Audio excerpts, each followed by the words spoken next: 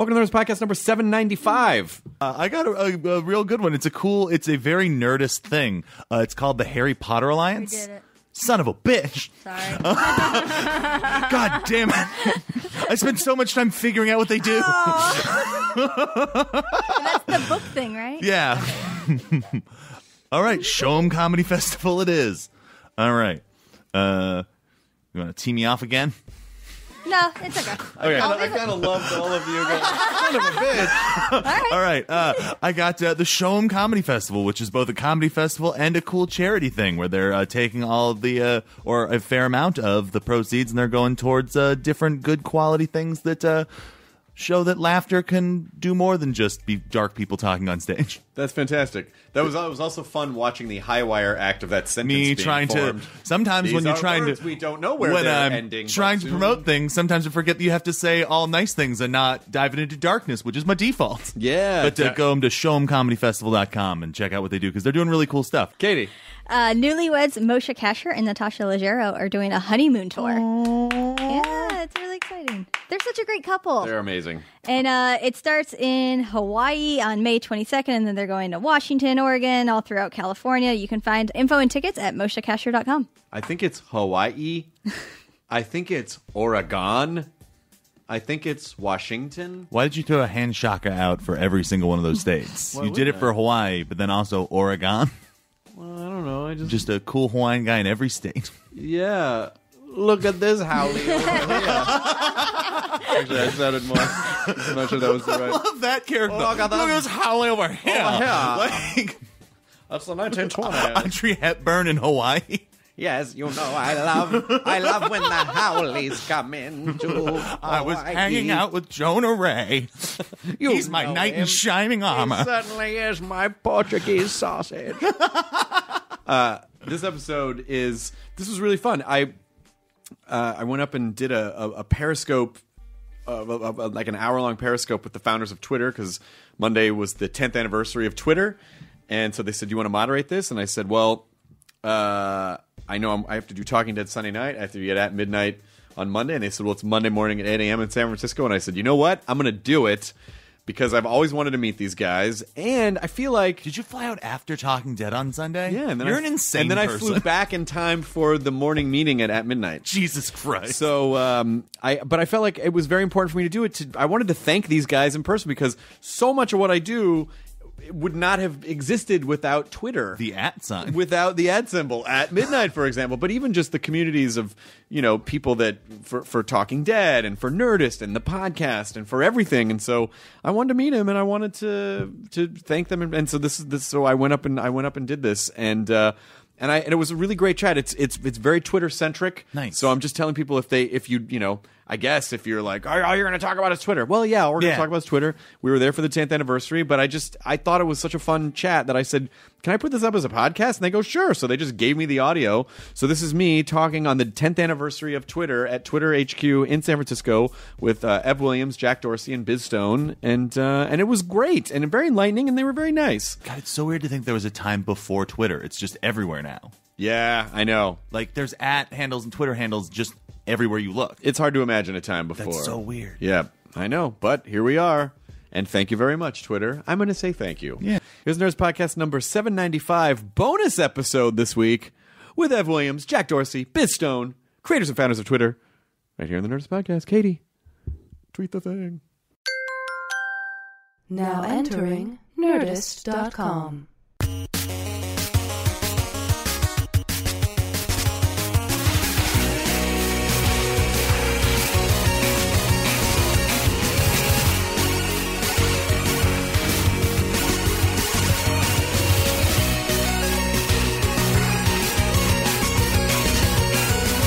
We're live.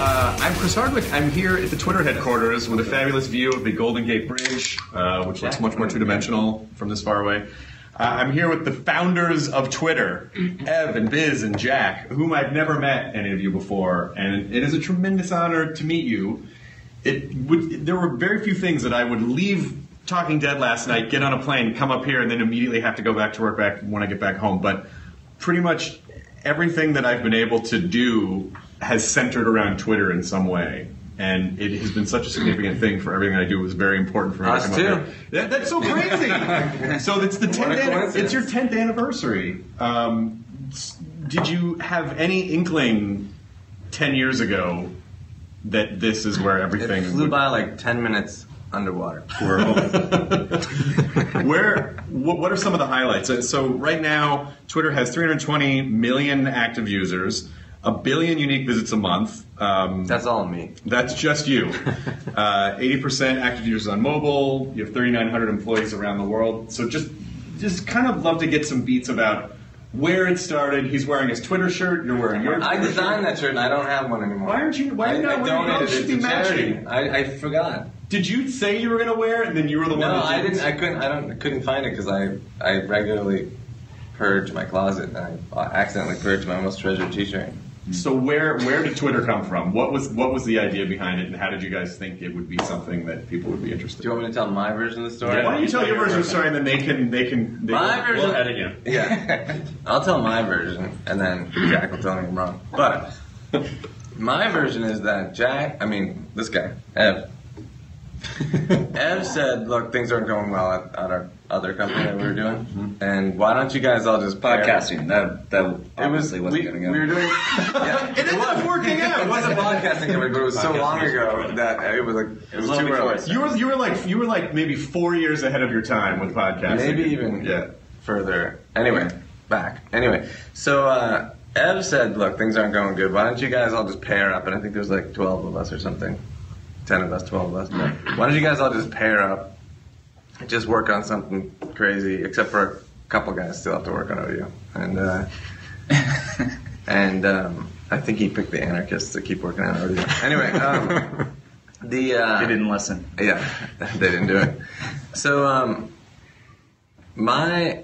as I recall, Jack and I had always been finding ways to work together at Odeo, like doing little projects. Like, wouldn't it be funny if when the system crashes, it says the system's crashed, okay, and I put a little checkbox that says, but I'm not happy about it. And he was like, that's right, let's do it. So we would just do weird things like that. And so for me, it was kind of like when you're asked to find a partner in gym class, and you're like, don't worry, don't worry about it. You know what I mean? It was like an understanding. And so we got together, and I was like, I want to do something real. I just want to do something simple, something It's going to easy. take a while, by the way. Something that I could just totally understand. And I was like, how about picture blogging? Just you take a picture, and that's it. That's all you do. It's one picture, one blog. And Jack had obviously been thinking about this for a while, and he said, I have a different idea. That's a great idea, but... he pointed to his AOL Instant Messenger, and he pointed to the statuses of each person, and he said, do you notice how they're meant for online, offline, but he said, do you see how some of my friends are like saying actually what they're doing, that they're having a bad day, and he asked me, do you think we could make a whole thing just out of knowing what your contacts are doing without even asking them? And I was like, that's genius, let's do it.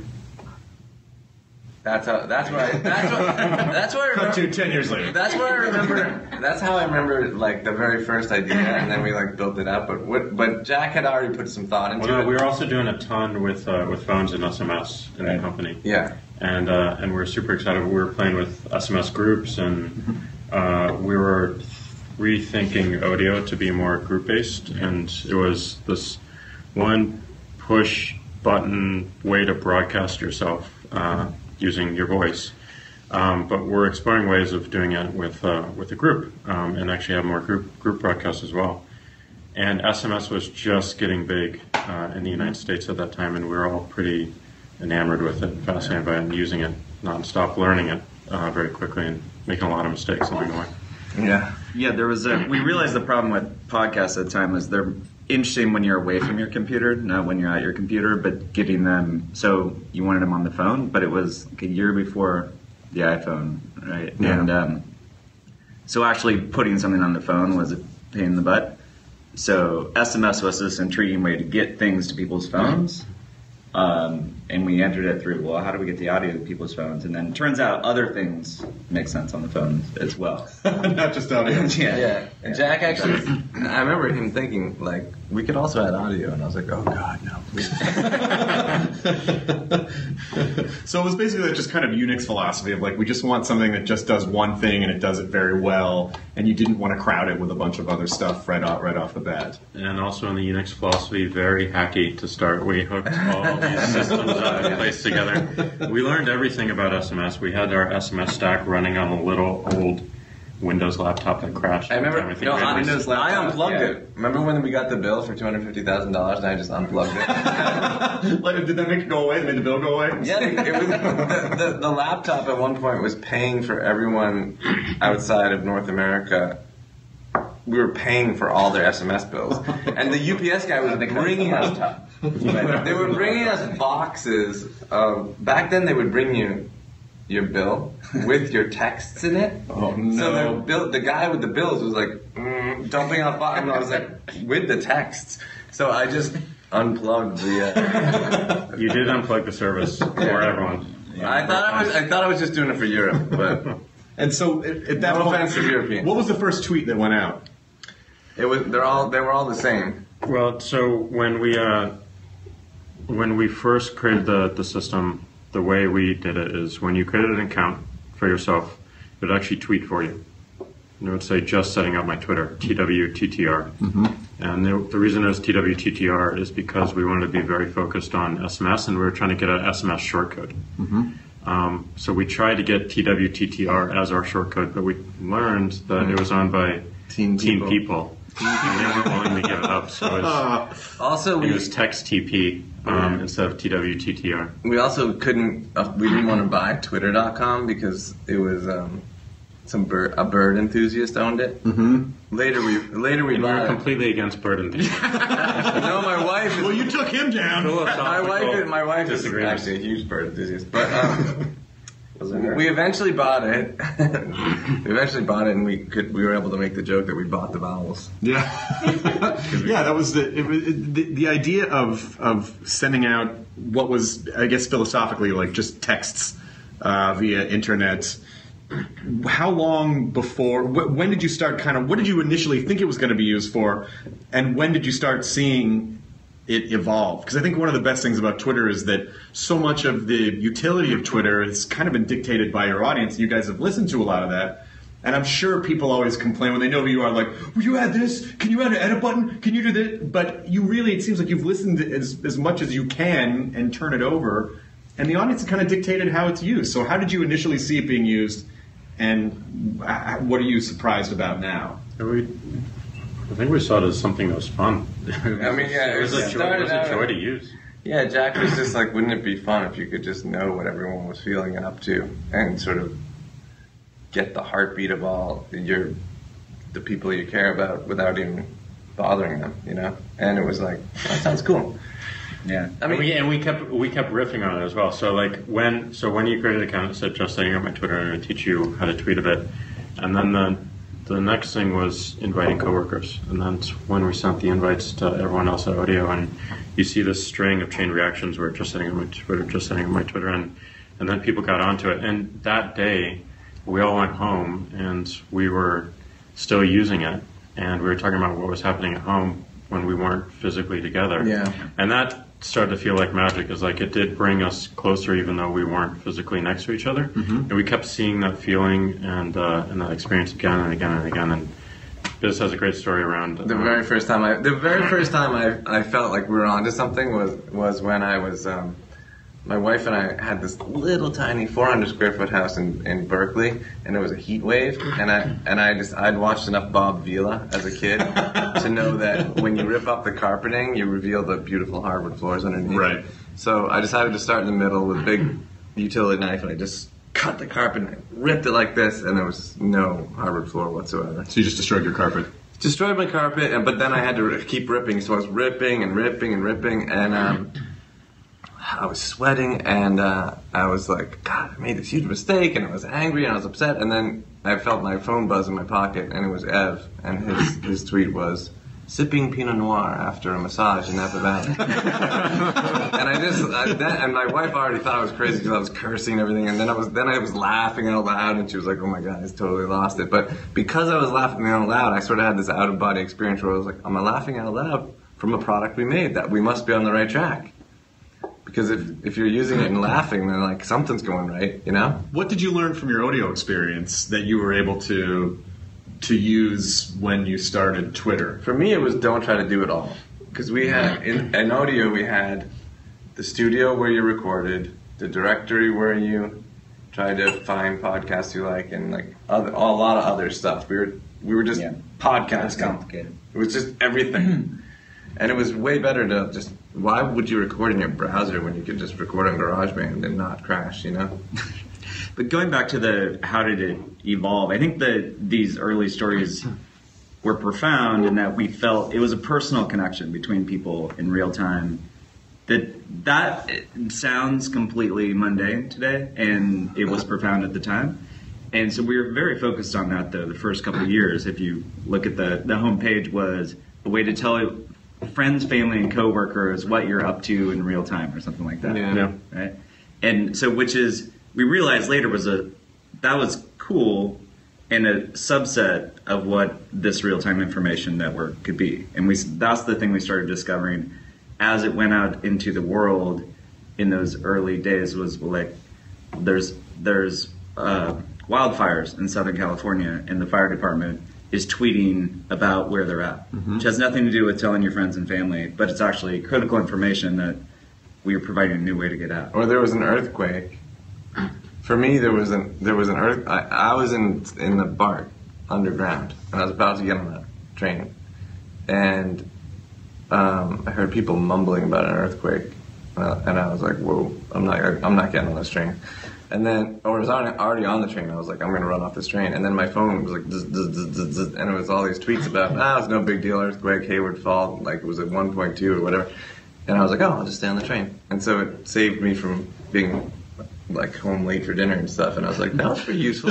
Well, because when Twitter first started, I think maybe you guys had some sort of an integration. I think my friends who were in this thing called Human Giant were doing like the MTV Movie Awards or something, and they had all gotten Twitter accounts early on. MTV Music Awards. Yeah, that was the first like sort of commercial thing. Yeah, and I think Aziz was tweeting backstage, and I was reading like, there's status updates, you know. But my first thought was like, well, that'll get old fast. Like, what do you think? What could you possibly say to someone that you need to say all the time? But then I kept reading, and I kept reading, and I kept reading, and I think in the beginning, it was kind of fun, and I think people were like, it's a silly thing. People were just telling you what they had for breakfast. Right. Then there was an earthquake. That lasted like 3-4 years, by the way. But I think it went up until, I'm pretty sure, I don't know if it was 08 or 09, there was an earthquake in LA, and of course, all the cell towers jammed. Mm-hmm.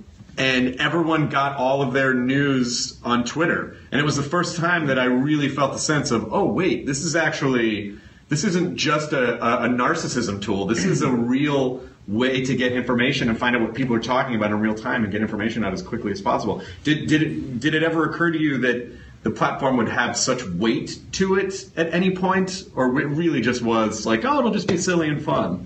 Well, it occurred to me at a certain point, but you started talking. No, but it evolves. I mean, the other thing that I learned from audio is like you have to be passionate about what you're building, and we loved audio, but we weren't broadcasters. We weren't podcasters. We loved listening to them, and this is something that we just Twitter was something that we wanted to use every minute of every day, and just naturally wanted to make better and better and better, and we saw as people got on it, they would use it in all these interesting ways that we weren't predicting, and that newsworthiness, the citizen journalist, the being in the right moment, being at the right place at the right time, and being able to share what's happening on the ground was phenomenal. Or in space. And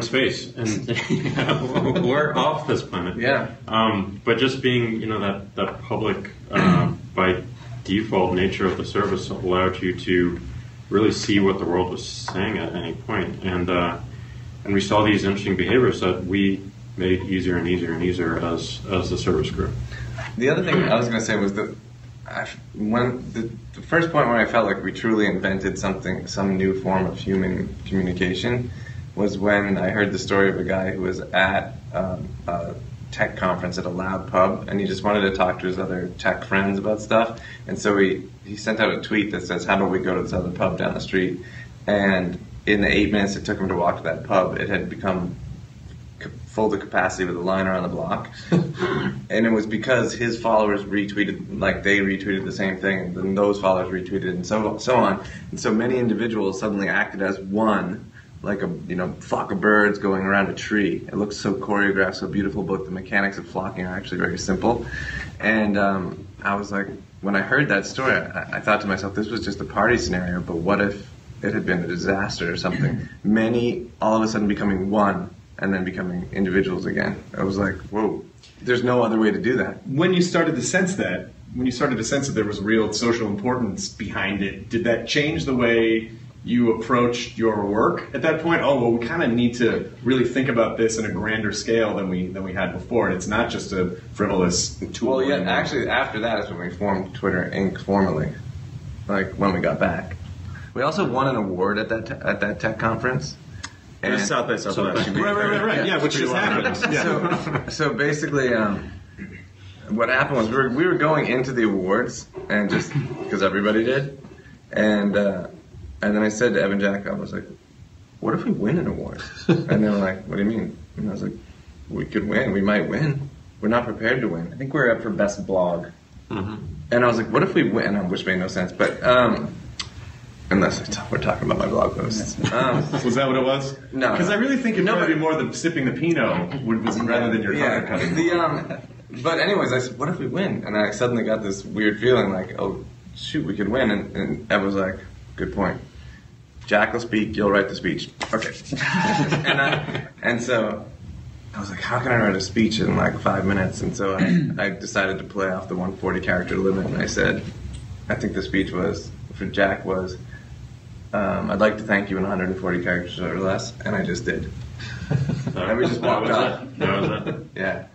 Did you? And you, obviously, over the years, and certainly in the newsletter, people were like, more than 140 characters, more than 140 characters. But I love the economy of 140 characters because I think it has forced me to not waste words, and it's forced me to economize, and I think it's forced most people to not go off in 4 paragraphs what they could get across in one simple idea. There's a poetry to it, but there's a really practical reason as well, which is we had to fit under this 160 character boundary for SMS, and if we could do that, then one tweet would not be broken across multiple text messages, which means that when you tweet, you only get one. And we took 20 characters for the at name, and then we arrived at 140. But it was this beautiful. Didn't we take 15 for the name, and there was like 5 wasted? Yeah. And I once proposed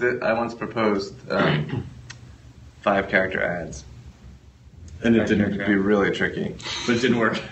We didn't try it. We had tips at one point if there were room. Yeah. But the very early version, we didn't cut it off. If you entered the tweet on the web, we'd send multiple texts, and then you would get the second one, and you'd assume it was. But if there's a delay, you didn't know who that was from. Yeah. And then we made it so it had to be limited one, but it depended on how long your username was. Yeah. So if you had a shorter username, you could actually have longer tweets. I had one more character than Jack did because I was Biz, and he had one more character than me because he was Ed. Yeah. So it was your username plus the colon plus the space. And then I remember one day Jack just said 140. That's it, 140, and that's all it is. Like, well, that seems wasteful. You could get a few things in there. And we talked about ads or tips, which we actually had tips at one point, for which was helpful via SMS because you didn't necessarily know how to do it. Yeah. Well, how do you use Twitter? Like, how did you, when you first started using it, how were you using it? And then what does it mean to you now? It's definitely evolved from this very personal, here's what I'm doing. I think the very old tweets account is regularly embarrassing because it will retweet very old tweets. And but it was fun. I mean, is when you are just talking to your friends, or your perception is you're just talking to your friends, you talk differently, and you're much more casual than if there's a huge audience listening to you.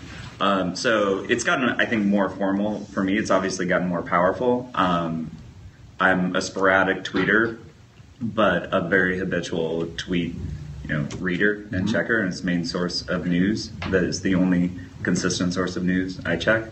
Yeah. So it's a lot of things to me. It's a utility. It's a broadcast platform. It's still a way that private message with most of the people I know. It's the default connection that I use. And DMs, yeah. What about you, Jack? It is the fastest way that I can learn about what's happening in the world. I mean, it's the first thing I check when I wake up, and I go straight to the search tab, and I see the trends, and it's amazing because you get to see like what everyone's talking about in an instant. When did you figure that out? Because around the time of the earthquake, people were talking about Twitter's real power being finding out what large groups of people are talking about in real time, exactly like what you're saying. But obviously, that you couldn't have foreseen that right away, right? Or did you see that right away? No, I mean we saw this global conversation because when we first started on the web, we had this everyone page, and you could actually see every tweet from every single person that was using the service, and it was updated live. And it was just the most electrifying thing because you could actually see all these things in real time, but you wouldn't know what was truly happening unless you spent some time really going into each one of those and pausing it a bit. And it wasn't until we acquired some eyes in search, they had this interesting trending algorithm. So before you had to follow people, and you would hope that they would be reporting or tweeting about what you cared about and what was interesting, what was happening in the world. Trends enabled you to bubble up what people were talking about, and so if they were talking about one particular topic or one particular hashtag, you would see it instantly, even though you didn't follow those people. Right. And that decision to build in search or bring in search via some eyes and trends was based on this observation that Twitter could be beyond the personal and beyond the social. And so it was this learning process of seeing what people are doing with it, but also saying, well, what's the most important thing we could create? And because if it was purely a social network, which it was basically classified on as early on, and it is one, then you wouldn't necessarily build search or build trends or build the ability to see what the world is talking about. But that's the direction that we chose to go with those, and then retweets and other things. So information could spread throughout the system across the boundaries of your social connections. It is interesting to see how many things evolved out of Twitter and Twitter's usage that you see on almost all the social networks now. Everyone uses trending. Everyone uses hashtags. Where did even follow was not even follow? Yeah. I remember these guys suggested the term follow, and we debated whether it should be listen or follow or subscribe. Or subscribe. But since I was designing the website, I just made it say follow. I don't think it was that controversial, but we did talk about whether or not it was creepy. I was like, is it creepy to follow someone? I didn't think it was creepy because I was thinking of it like news. Like, are you following this story in the news about this, or like or when you're talking, which I talk a lot.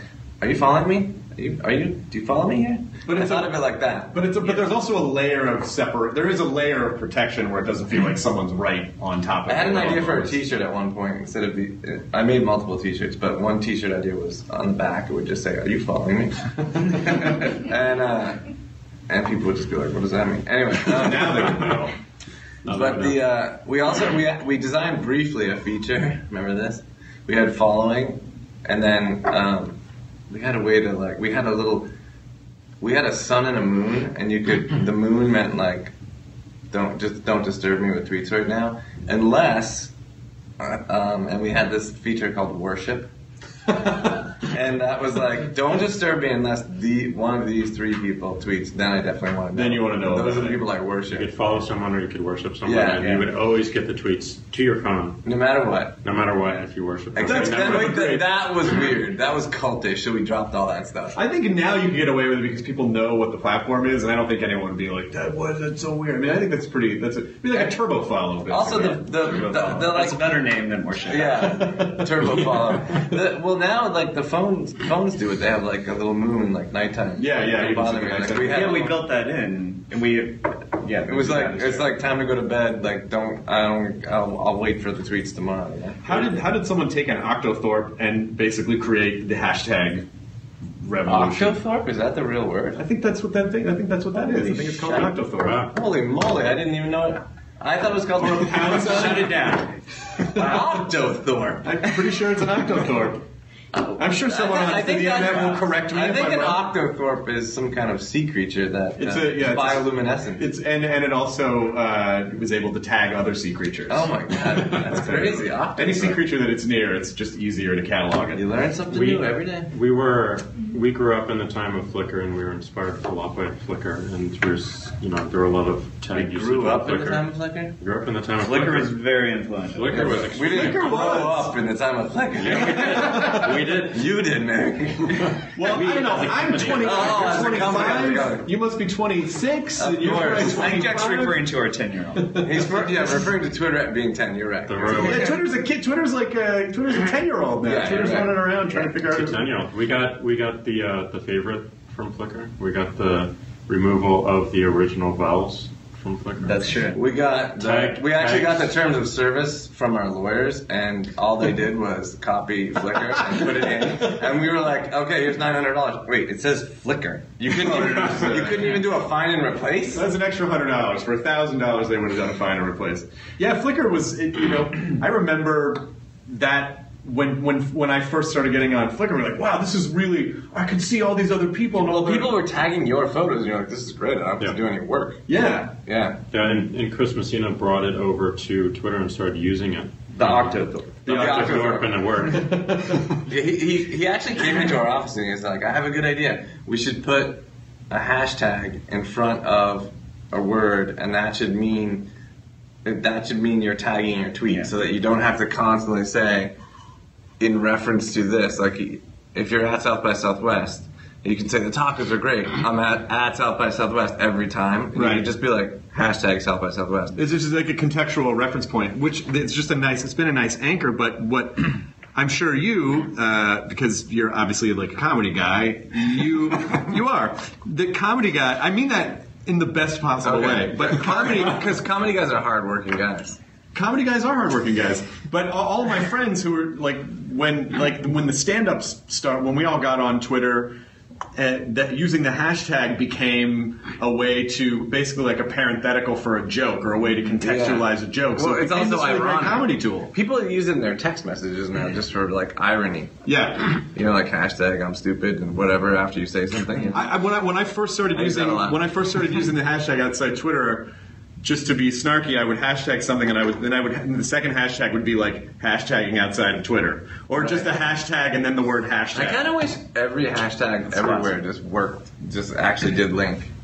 Back to Twitter. Like in email, in text, in everything. I wish they really did work. I guess you can't copyright that when that happened. I mean, that is an interesting It question. would just be cool if they all worked across platforms. Then you'd really get some cool. Does that bother? Do you ever feel like ugh, when you see features that you got? Are you just happy that it's out in It's the world? great, yeah. It's awesome. Like follow, hashtag. Twitter's a true original. Like everything. No, it has. Like we created so much, and the people using our platform created so much, and it's gone beyond Twitter into culture. It's inspiring. It's huge. I'm sure you guys must get asked all the time, for like people starting up companies, because you've achieved what anyone would want to achieve if they were in Silicon Valley and they wanted to start something. So what was the most important thing about this experience that you learned that you would pass on to people? Well, what Jack said before is, if I'm only given a chance to give one piece of advice to somebody who wants to be an entrepreneur, I always say you have to be emotionally invested in what you're doing, which means like love what you're doing, because we were just told Twitter is terrible, stupid, worst idea ever. From the internet? No. Yeah. It's usually such a positive support structure. Somebody even said, at one point somebody said, Twitter is the Seinfeld of the internet. It's a website about nothing. And I put that on the rotating testimonials for the front page. I thought it was a compliment. I was like, Seinfeld's a hit show. and everyone was like, that's supposed to be a dig at you. And I was like, what do you mean? Seinfeld's huge. So if you're emotionally invested, those things just wash over you and you keep working on it. Right. And if you're not, then you're like, everybody's right. I should just move on.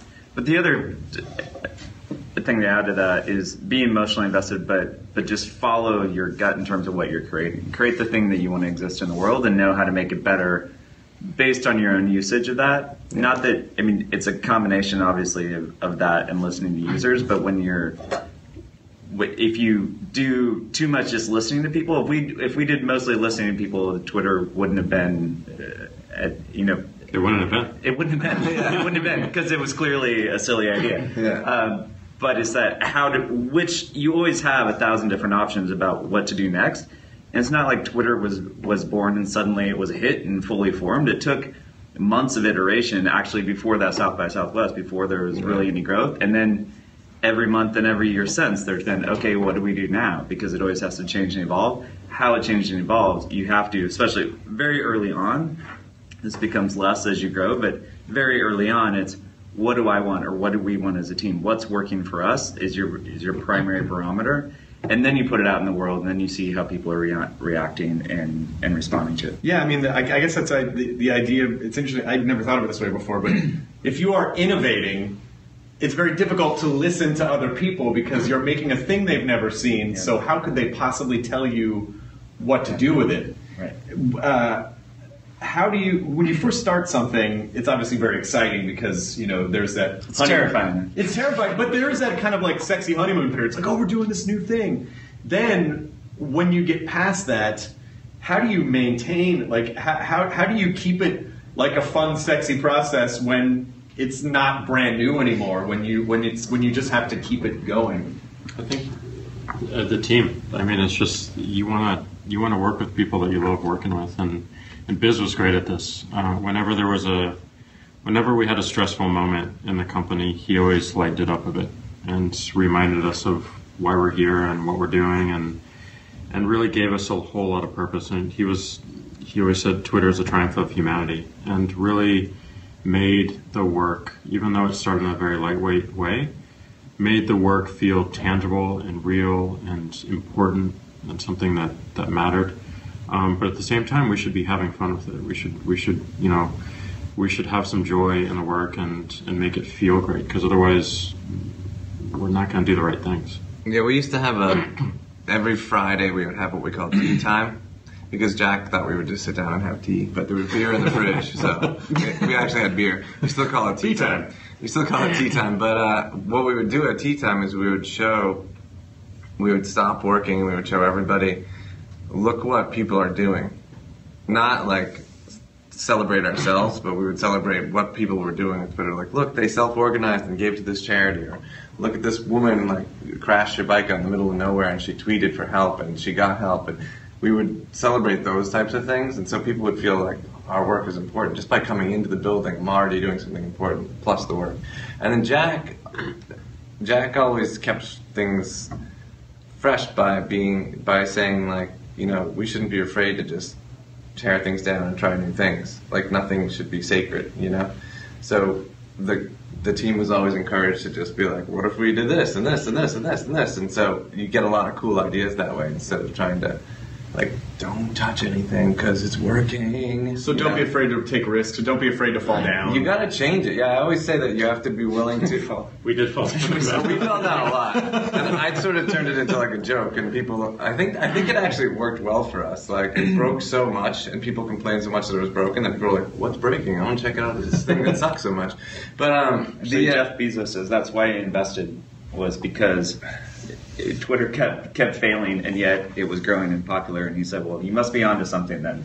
Yeah, may I invest? Well, so is there something that at the time you considered like, oh, this is a tremendous fail, but in retrospect was maybe one of the better things that happened?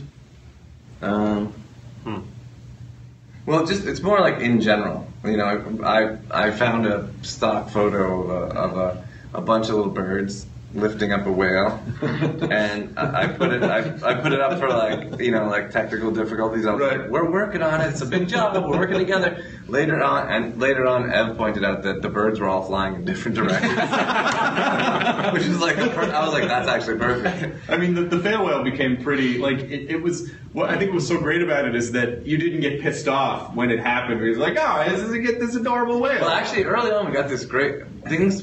They were just magical. Like, whenever a big event was going to come up, we knew we were going to have to stay up late and bolster things and try to figure out what might go wrong. And one time we were all in the office working late before at Macworld, huge nerd fest, right? Yeah, I went to many of them. Moscone. And it wasn't just Macworld. It was when they announced when Steve Jobs announced the iPhone. Yeah, 2007. So we knew that was going to be. Well, we didn't know. Did we know about the iPhone? Was it? I don't know. The point is, we knew that a lot of people were going to be tweeting, and so we were staying up late, and then a pizza showed up, and then another, and I was like, who's ordering all these pizzas? And it turns out, Twitter, the people who were using Twitter and love Twitter, were having pizzas sent to our office because they knew we were probably up late working. Oh, that's so nice. It was so awesome.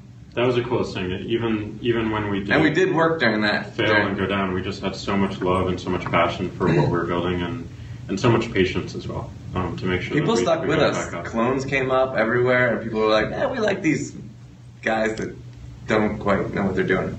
Well, I think that is more relatable than like a giant mega corporation who's trying to basically like, how do we get this audience? But you guys were building community from the ground up. Yeah, I actually think there is some value in showing vulnerability. You know, it's like you're human. Like, hey, we're just a bunch of people trying to work on a free thing for you. These guys put their cell phone number on the website, the very first version. Yeah, I had an old guy call me really early on a Saturday morning, like, listen, my church told me to get on this thing, and I did your word puzzle. And I was like, what is he talking about? Because I had this idea for a game over Twitter that day before, and I was like, did we build that?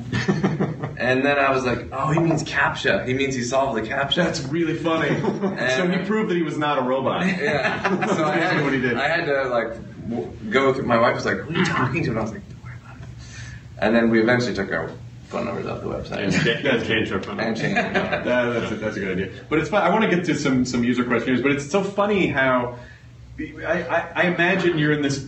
Sometimes I'm sure it must feel like a no-win situation where people expect the platform to evolve, but then when you change things, people get so into their ritual. It's like when you went from stars to hearts, it's like people melted down. It's like, but it's still the same functionality. Like, why? Yeah, except now there's a huge giant heart in the lobby of Twitter. Do you see it? Yeah. And it's constantly pulsating because people are constantly clicking the heart.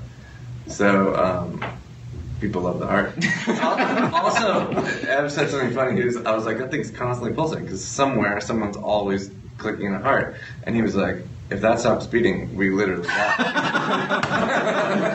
So Twitter has become sentient, and once that stops, it's all over. This is from Mike Chaffee. What day-to-day uses for Twitter by folks you may consider less techie amaze you most, aside from breaking news?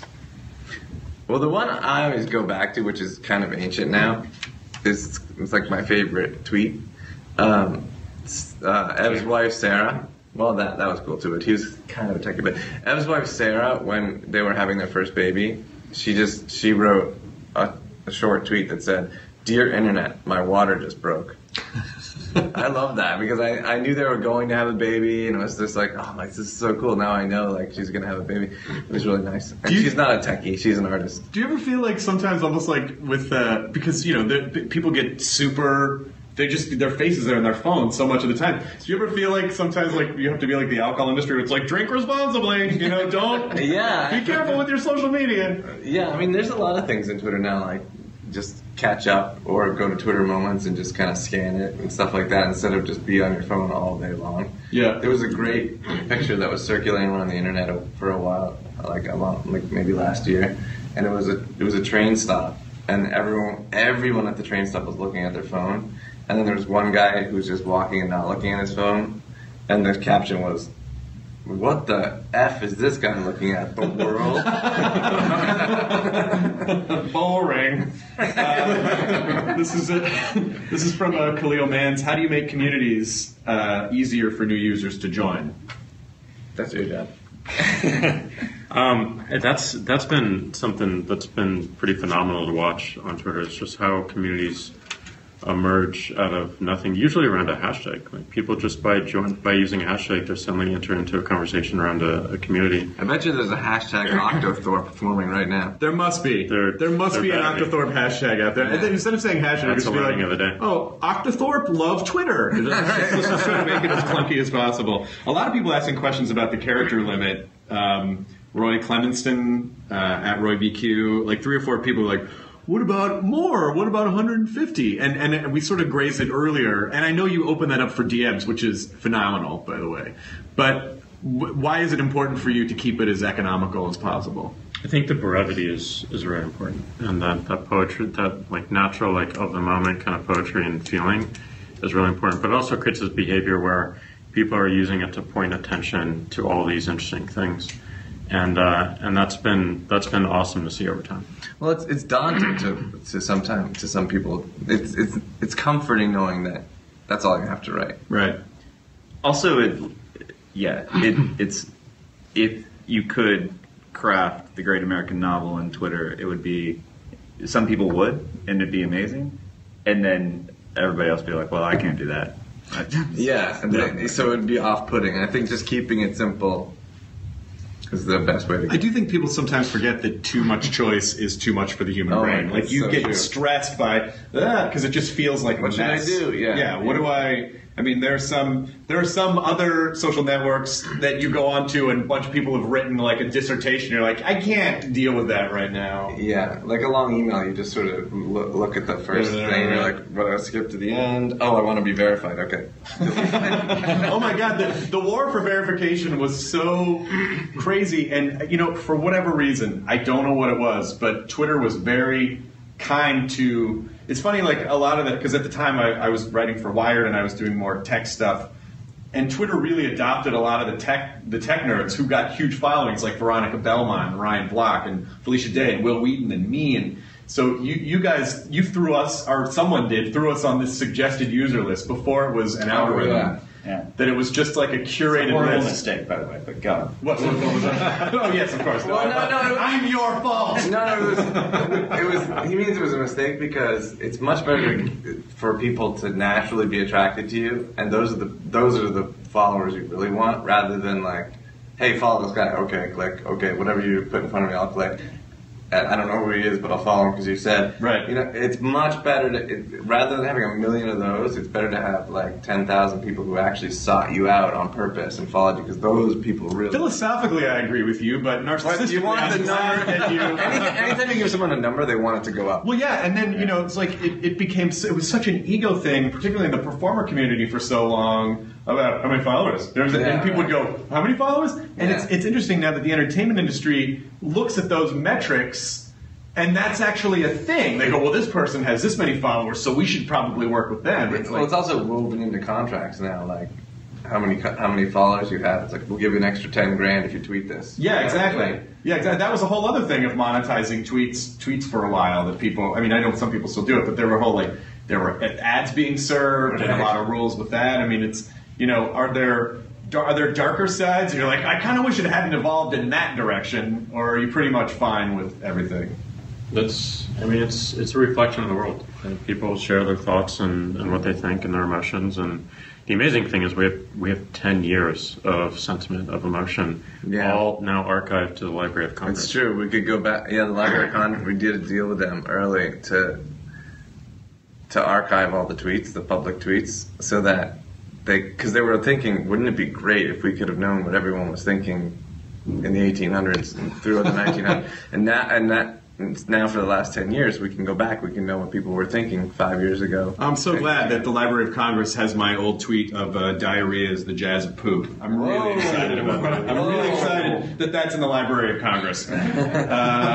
This is from Brian Koppelman. Jack, I love Twitter as is. Why not grow lists so users curate their own timelines to their specs? The lists are great. I use them a lot, and Moments is actually an evolution of collections and another evolution of lists so that people can see it in a more visual way and in a fast way. So we're always looking to make sure that the fundamentals that we started with, we get better and better, and we build more utility into it. Excellent. This is from Dave Elliott at @_Iceman2288. This is like in 50 characters. Snappy. But I'm curious, do you guys say the @ symbol? I always say the @ symbol before I say someone's username, or do you just say their username? I say the @ I say the @ too, because otherwise it might be their actual name, and it's weird. I mean, because unless it's Ev or Jack, because it's right, because they're your friends. Well, also, like, I don't call him @Jack. I say it. I mean, when we this show that I do for Comedy Central at midnight, we created the show a few years ago. It was originally a pilot called Tweeterdome, and it was all Twitter-centric games. And then we were like, well, we should expand it so any social community can be involved, because let's just make it about the way that people interact with the internet. And so I said, well, the name of the show should also be the @ name. That'll tell you that it's an internet-based show, and it's also the time. So even just something as simple as a username can inform so much about, what, it's not just a person's name. It can really be. Right. How do you see it in terms of like integration with brands? Are there wise things that you see people do, or companies where you're like, maybe that's not. Well, there's a lot of newscasters and stuff that write on the thing, whatever that's called, that they put on the bottom. Oh, the news crawl. While they're talking, it says like their name, and then it says @ whatever. And so you know right away, like, oh, you can follow them on Twitter too. Yeah. That was amazing to see, like, the first time we saw the @ names and the hashtags on television. Yeah, showing up on TV, we were like, whoa. And also physically around the world, too, because you knew exactly where it was. You knew that it was on Twitter. You knew how to get to it. And it was amazing. So, the Iceman 2288, when are we going to get an edit button? This person wants an edit button. Never heard that request before. That's so strange. You've never heard that before. So. Yeah. If we get more, I guess just put that in the list of ideas. Well, we could put a button in there. Just a button. Just to make, if it makes people feel better, just put an edit button. But then you can only edit whatever's in the button. Yeah. It's a literal the edit button. You can edit the button. It's literally it's an interesting thing, though. I mean, I think the way we used it initially was more ephemeral. It was more like of the moment, and you didn't really think about these things were going to stick around for a while, and they needed to edit it. It was something that it was consciousness. You just kept sharing what you were thinking. So back then, it wasn't around editing. It was just like this of the moment thing. Yeah. And it's tricky, by the way. People ask this all the time. We shouldn't trivialize it. Obviously, one of the biggest things I've learned about the internet after helping people put their thoughts on it for 20 years is people regret putting their thoughts on the internet. And so, a blogger many years ago, it was hard by default. Your blog post showed up with your name, and then we got all these frantic emails. Oh my God, how do I get my name off the internet attached to my thought? Right. And so we had to build that then.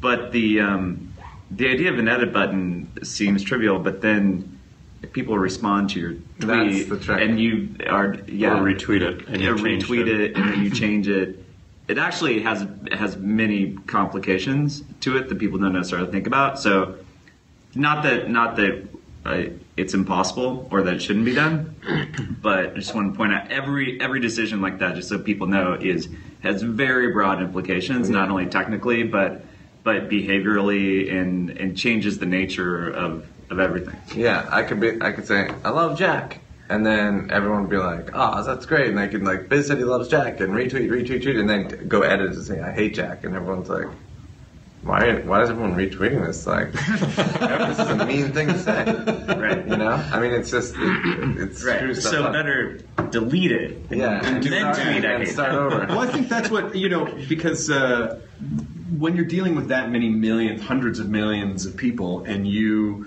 obviously care about what you're doing, it's kind of funny that I guess sometimes people go, "Oh, they probably didn't think of this." And it's like, but all you do is think about this stuff all day for 10 years. So how do you not get jaded when you're working so hard to create something that you obviously care about, and then people yell at you and say, like, "You're dumb because you didn't do this." It's like, we did. You don't understand all the details. No, but when they do that, they're passionate about it, and that means they like it. So I'd rather have people hate, like, "You're stupid, you don't do this," but they're still passionate about the product, or have people be like, "I love this, I love it."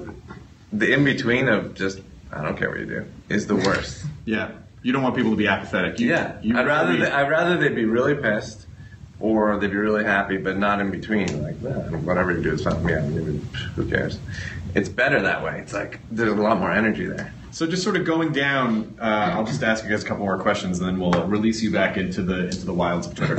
Catch and release. This is the catch and release program.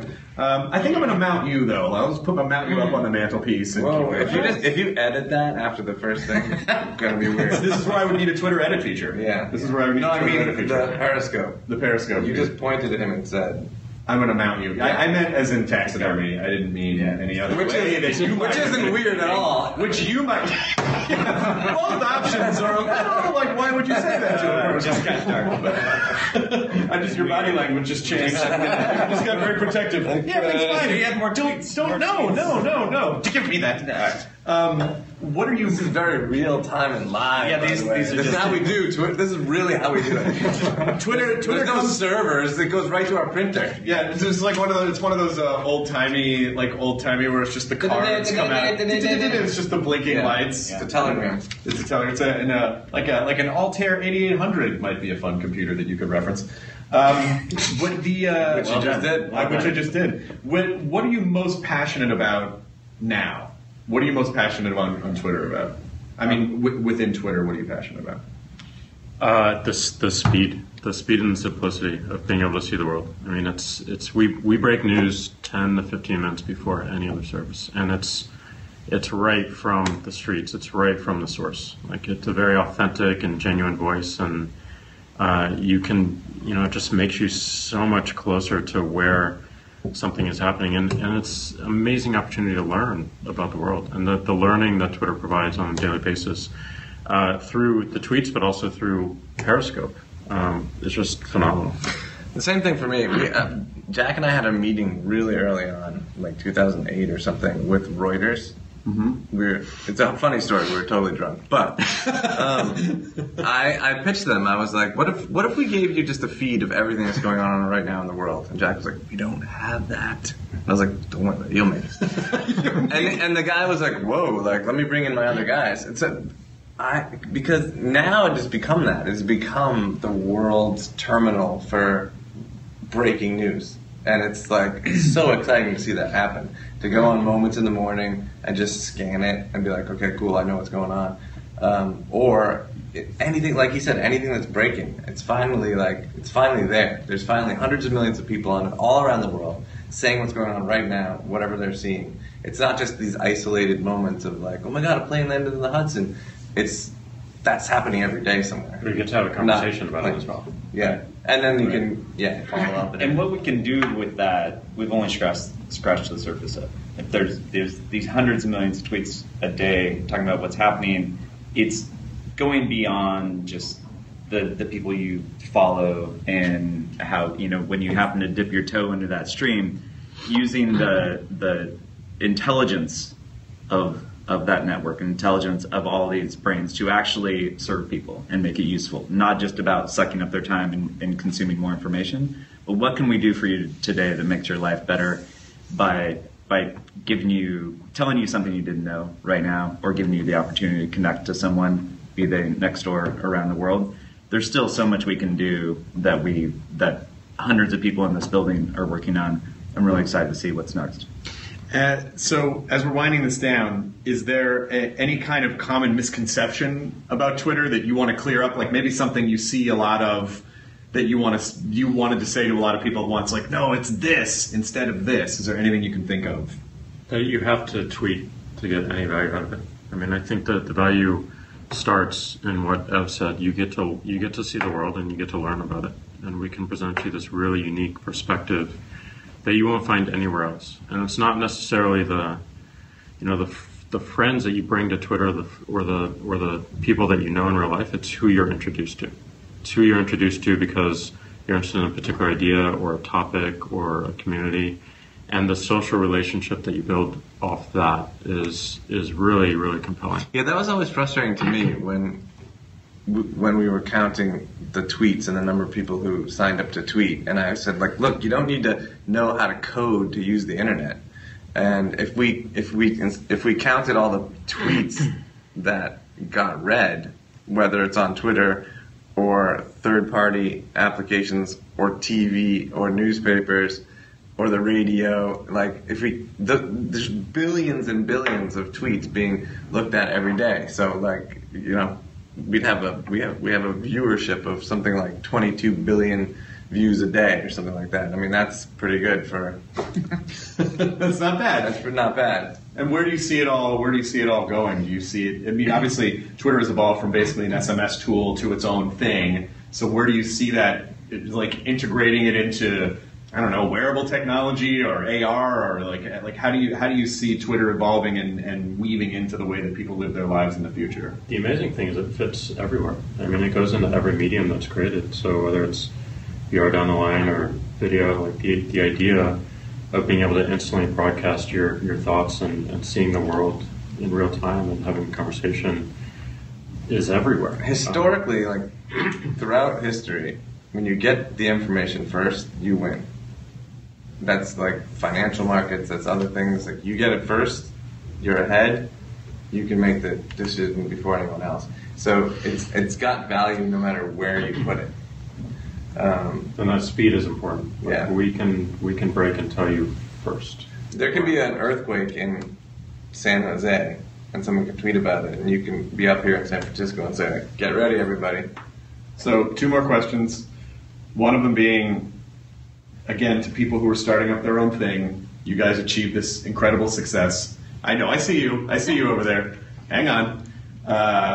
What, she's starting up her helicopter? She's starting up a helicopter. She's just gone through the roof. Because these last 2 questions I think are really, really important. And the one being for startups now, for people who are embarking on their Twitter. Once you became very successful, how did that, how were you able to sort of maintain that mentally? Like when the thing did happen that you wanted to happen and it exceeded all of your expectations, how did you stay grounded? Well, first of all, I would say, it probably isn't going to work out.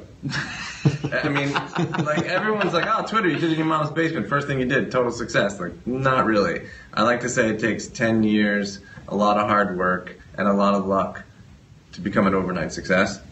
So there's that. And then if you are lucky enough to have right time, right people, right place, right idea, then you just have to, like I said, be emotionally invested and make it better every day. Just every day make it better. Be emotionally invested, and that's the only way you're going to be able to get through it.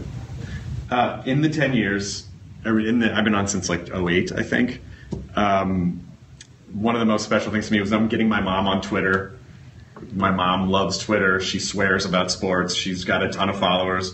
And also when my dad passed away, I just quickly tweeted please I need to take some time off, my dad. And the overwhelming amount of support from people just from that made me feel it was such a comforting experience.